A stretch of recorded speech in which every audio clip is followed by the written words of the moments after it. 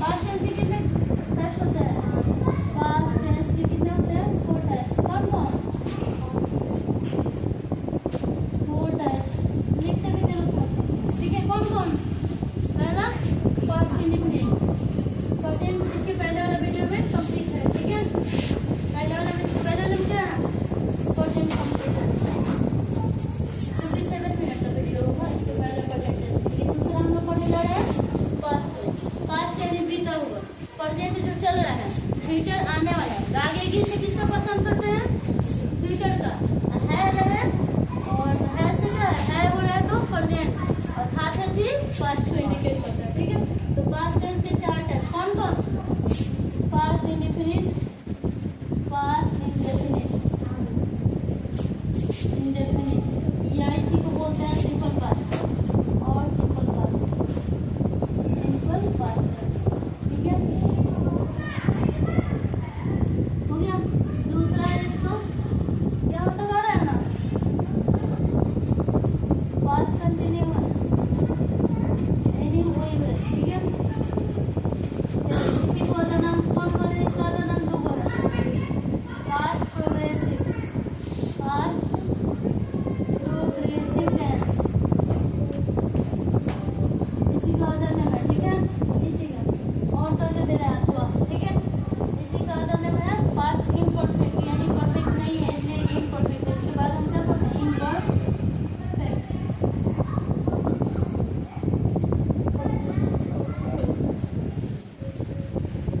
ठीक है? तीसरा नंबर है पास्ट परफेक्ट, इस सब एक ही नाम है, ठीक है? वो है साइलेंट हो गया, साइलेंट होके बनाओ पास्ट परफेक्ट टेंस। 4 नंबर में पास्ट परफेक्ट कंटिन्यूअस टेंस, हो गया सबका? पास्ट परफेक्ट कंटिन्यूअस याद हो गया होगा? अभी न्यू ओएस पास्ट टेंस के कितने थे? प्रेजेंट के भी 4 होते हैं, पास्ट के भी 4 होते हैं, फ्यूचर टेंस कितने? 3, प्रेजेंट पास्ट फ्यूचर, तीनों के 4 बेटा लोग हैं, ठीक है? प्रेजेंट के 4 बेटा और ये पास्ट के भी 4 लोग, ठीक है? बेटा यानी उसकी टाइप, ठीक है? एक वो ये हो गया, इसका अदर नेम ये है, ठीक है? और मतलब अच्छा, ठीक है? सिंपल पास्ट टेंस इसी को बोलेंगे, या पास्ट इंडेफिनिट बोले तो कंप्लीट नहीं होना। दूसरा है पास्ट कंटिन्यूअस टेंस या पास्ट प्रोग्रेसिव टेंस या पास्ट इम्परफेक्ट टेंस, इसी को 3 नामों से जाना जाता है, मतलब इसके 3 नाम है टोटल, ठीक है? तीसरा का एक नाम है, चौथा का एक नाम है, पास्ट परफेक्ट टेंस और पास्ट परफेक्ट कंटिन्यूअस, ठीक है? हो गया?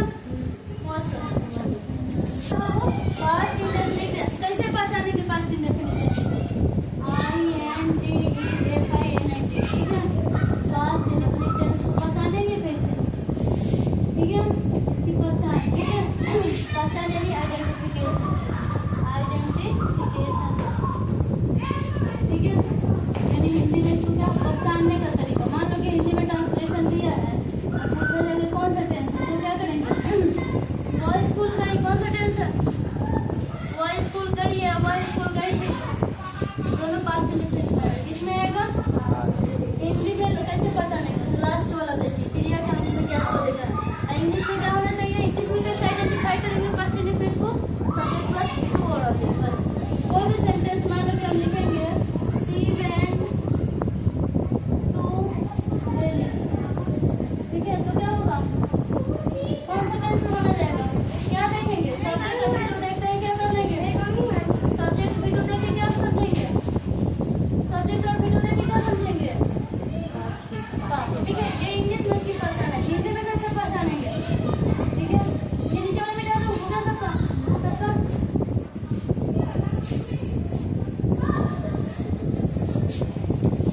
इसका जिस हिंदी वाक्य क्रिया के नीचे दे देना होगा बाबू। इस हिंदी में कैसे पहचानेंगे? इस हिंदी क्रिया, क्रिया यानी हिंदी वाक्य, हिंदी में सेंटेंस रहेगा, ठीक है? हिंदी वाक्य की क्रिया यानी कोई हिंदी में सेंटेंस रहेगा, वाक्य यानी सेंटेंस, क्रिया के अंत में उसके भाग में देखेंगे, ठीक है? लास्ट में कोई हिंदी में सेंटेंस होगा, उसके भाग के लास्ट में देखना है, ठीक है? के अंत में क्या रहे? इति अथा एथे, ठीक है? अथवा, अथ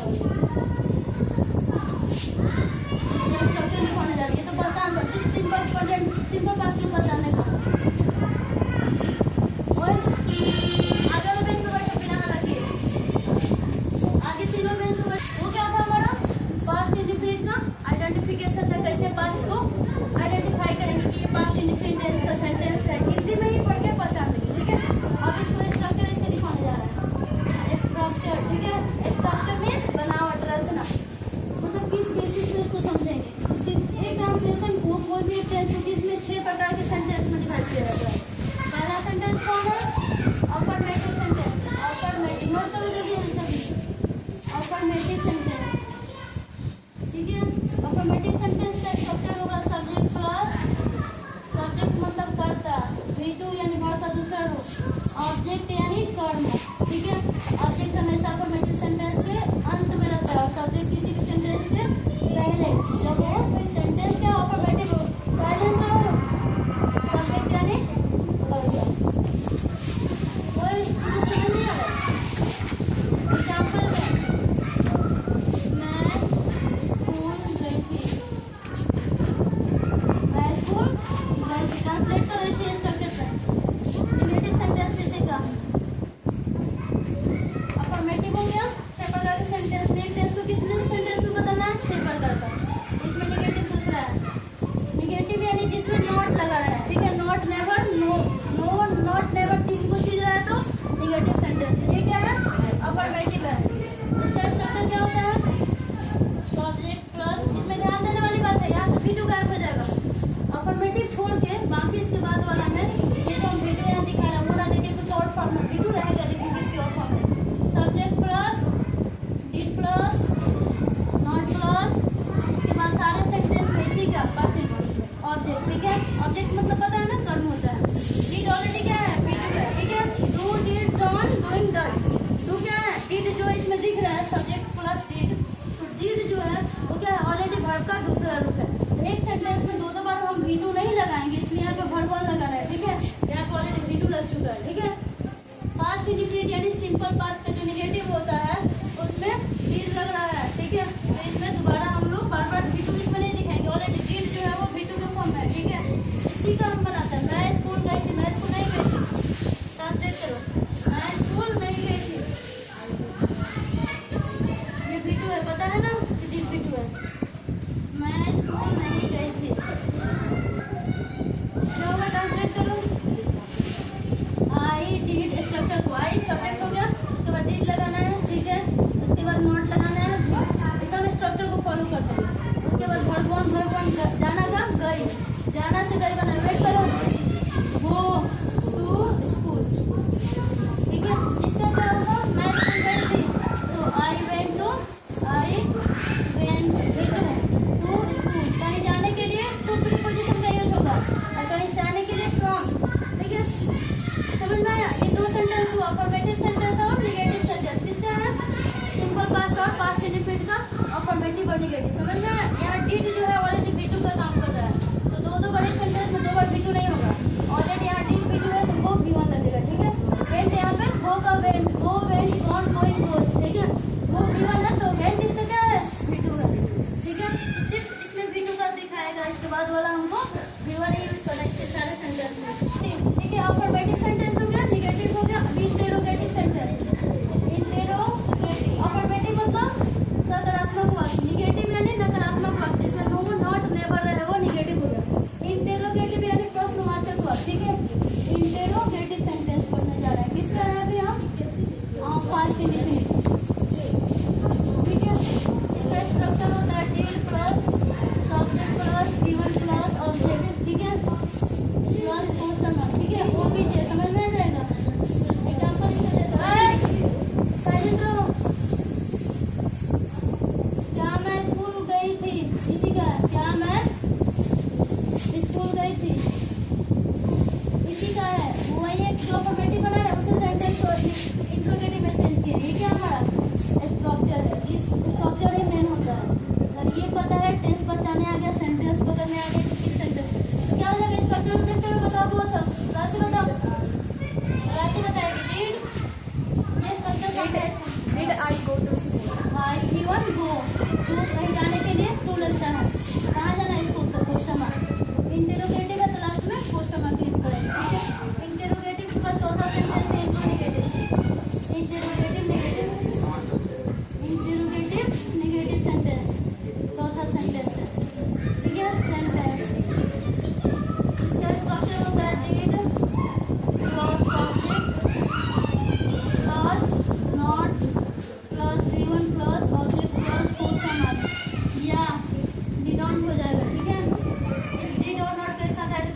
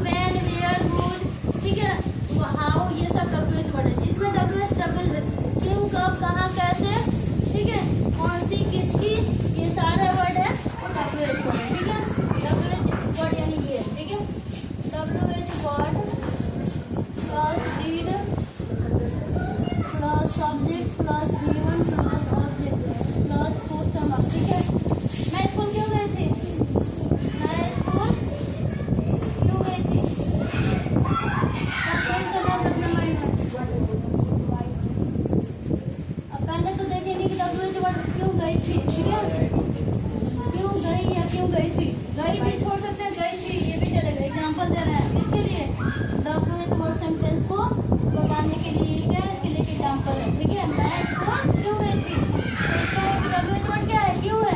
क्यों का इंग्लिश क्या होता है, वाई के साथ वाई के बाद WH वर्ड तो हम लगा लिए। उसके बाद स्ट्रक्चर है डिड लगाने के लिए डिड, उसके बाद सब्जेक्ट आई, उसके बाद नहीं वन तो गो टू स्कूल।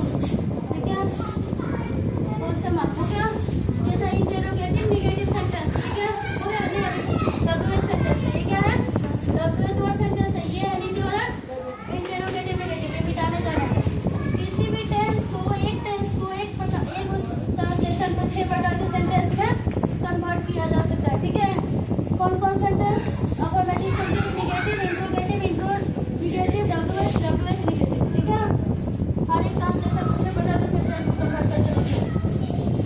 अब छठा हमारा सेंटेंस है WH नेगेटिव। छठा कौन सेंटेंस है, WH वर्ड नेगेटिव सेंटेंस।